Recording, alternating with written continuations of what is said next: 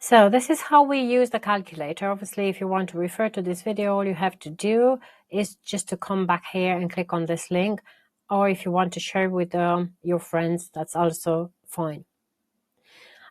Now, the front page obviously contains information about how to use it and how to get access to the free issue of our e-monthly magazine. That's the October 2023. Then also, if you click on the left, you can see all the sheets. And what you've got in here is literally, there are all the recipes included on the October issue of the magazine. If we refer to the ingredients list, we've got a list of ingredients, and you can always add more ingredients and even adapt your prices, change your prices, not on this particular calculator because that's protected. But what you can do, you can go to File and then make a copy. And then you can just copy this into your Drive. You obviously have to have a Gmail account. And then once you've got that copy, you will be able to change prices, add prices.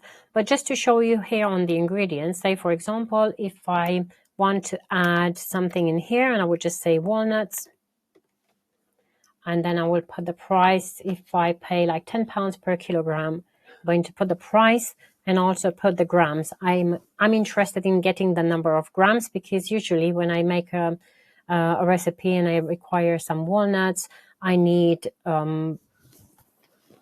small amounts, like sometimes 10, 20, 30, 100, 200 and so grams. So we'll always put the quantity in grams. Okay, and then once we've got the ingredient here, if we go to, I'm going to take the template as an example. If you want to make a copy of the template, you can, but I would suggest to just make a duplicate. And then when you get that in here, you can rename it and we'll say walnut cookies. Okay, and then on that walnut cookie, I can go up here and then just click and remove product and put my name, walnut cookie. Cool. Then I can start adding the ingredients, and if I click in here, I can select from the drop down list, or I can start writing. And if I start writing, for example, WA, it just comes up with walnuts. It just seems that I've got walnuts twice. And I have to put my quantity, and if I put 100 grams, the calculator automatically will tell me how much it's going to cost. If I want to add any note, I can put a note. It says error because there is no formula associated. But in here, obviously, there is a formula. If you try to change the formula, it will just change the whole calculator, and that's the reason why ours is protected.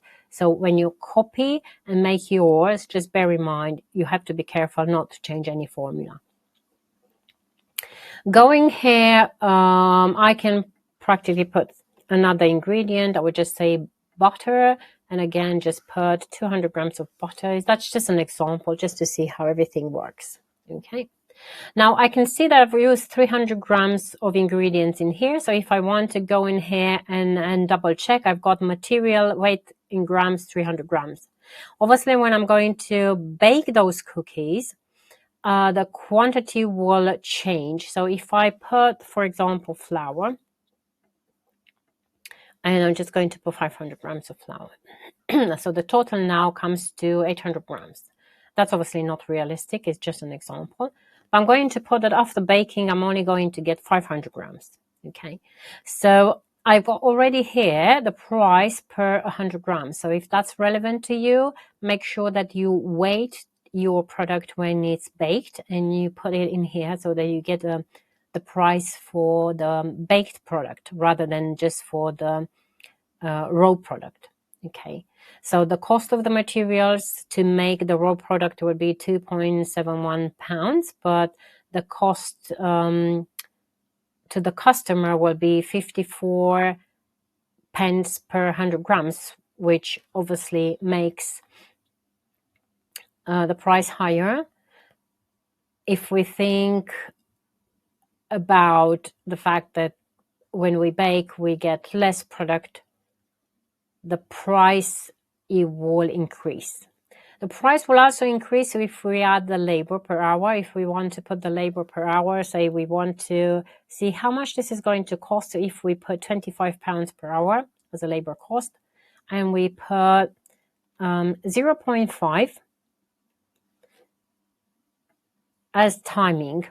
Unfortunately, we have to put that instead of just putting minutes. So if we are referring to half an hour, that's going to be 0.5. If it's quarter of an hour, is 0 to 0.25. And that's going to show that the cost of the labor is £12.50.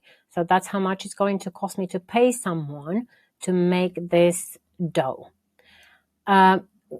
Cost of overheads. Now in here, if you want, you can add things like rent, packaging, electricity, and so on. But if you prefer not to add the cost of overheads, instead do some profit margins, you can put 50% margins, 50% margins, and that's going to work out the cost, and your profit will be £7 for this amount of dough. But as you can see, the price per 100 grams will jump to £4.56. So this is something which you have to bear in mind. All those overheads, profits, and they will make the price to jump extremely high. If we remove the cost for the labor, if we put the profit down to 0, surprisingly, the cost goes down to 54 pence. Yeah. So this is something to take in consideration when creating,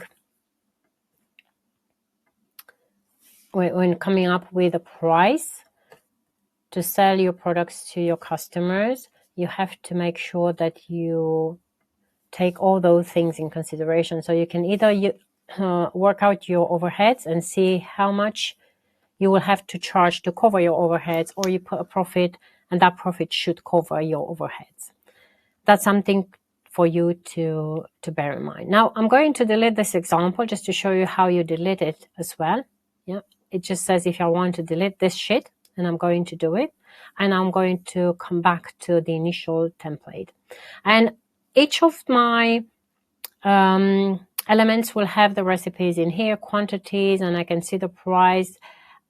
If I want to put the final price, final quantity in here to get the cost per 100 grams, that's fine. But because on cupcakes, that's not quite relevant, I didn't put the final weight because I've got 1.83 per 12 cupcakes. So I just have to divide that amount by 12 to get the price per cupcake.